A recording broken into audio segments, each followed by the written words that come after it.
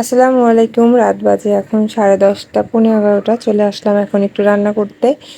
দুপুরে রান্না করেছিলাম কিন্তু খাবার শেষ হয়ে গেছে, তো চিন্তা করলাম হালকা পাতলা কিছু এটা রান্না করি।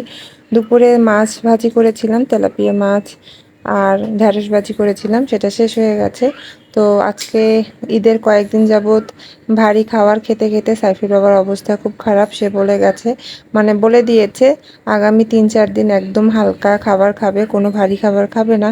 তো চিন্তা করলাম এত রাতে আর কি করব, তাই চাল আর ডাল দিয়ে একটা খিচুড়ি রান্না করব। একদম সিম্পল একটা খিচুড়ি রান্না করব, কোনো মাংস ছাড়াই। যেহেতু সে এখন ভারী খাবার খাবে না, ওর একটু আসলে সমস্যা হয়, যার কারণে খেতে চায় না।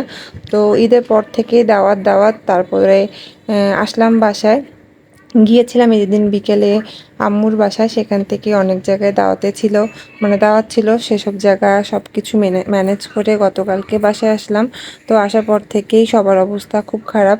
তো ওর বাবা বলে দিয়েছে কোনো ভারী খাবার হবে না। আর এই যে আমি ডালের পানি চালের পানি ধুয়ে ধুয়ে বাটির মধ্যে রেখে দিচ্ছি, এগুলো আমার গাছে দিব। এই পানিটা কিন্তু গাছের জন্য খুব উপকারী। আমিও আগে জানতাম না, একটা আপুর ব্লগ দেখে জেনেছি। সে গাছ নিয়ে, মানে তার অনেক গাছ মাশাআল্লাহ আমেরিকাতে। তো সবসময় মানে সামার ওয়েদারে উনি সবজি চাষ করে থাকেন। তো ওই আপু একটা ব্লগে বলেছিল যে এরকম চাল ধোয়ার যে পানিটা থাকে আর ডালের যে পানিটা থাকে ধোয়ার পরে, সেই পানিটা যদি জমিয়ে রেখে আমরা পরের দিন গাছে ব্যবহার করি, সেক্ষেত্রে গাছ খুব তরতাজা থাকবে আর খুব ভালো পরিমাণে ফল দিবে, আর গাছ বাড়তে খুব সাহায্য করবে।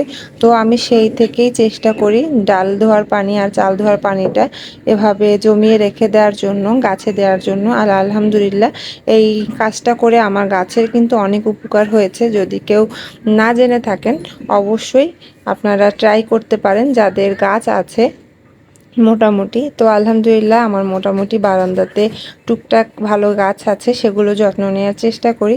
তো এদিকে আমি সব কিছু রেডি করে কিন্তু খিচুড়িটা বসিয়ে দিয়েছি। আর আজকে খিচুড়ি কিন্তু খাওয়া হবে শুধু কাঁচামরিচ আর রসুন ভর্তা দিয়ে। সেটা আমি একেবারে শেষে করব, কারণ আসলে ভাবতে পারিনি এতটা দেরি হয়ে গেছে।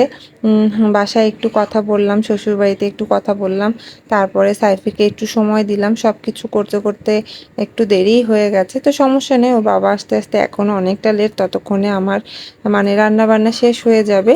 তো এখানে আমি পেঁয়াজ কুচি, তারপরে গরম মশলা, সব কিছু একটু তেলে ভালো করে ভেজে নিয়েছি। এখন দিয়ে দিলাম আদা বাটা আর রসুন বাটা, দুইটা দিয়েছি তেজপাতা।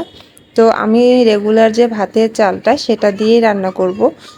আর শুধু মুসুরি ডাল দিয়েছি, আর কোনো ডাল কিন্তু আমি দেই না খিচুড়িতে, আমি আগেও একটা ব্লগে বলেছিলাম। তো এখানে দিয়ে দিচ্ছি গুঁড়া হলুদের গুঁড়া, মরিচের গুঁড়া, ধনিয়া গুঁড়া, আর দিব সামান্য জিরার গুঁড়া।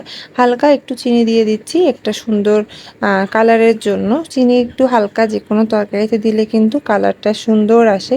খুব একটা বেশি দেওয়া যাবে না, যাতে তরকারি বা যে কোনো জিনিস মিষ্টি হয়ে যায়। তো সেই দিকটা খেয়াল করে কিন্তু চিনিটা দিতে হবে। তো ডাল আর চালটা দিয়ে দিচ্ছি, একটু ভালো করে মানে ভেজে নিব, তারপরে দিয়ে দিব গরম পানি।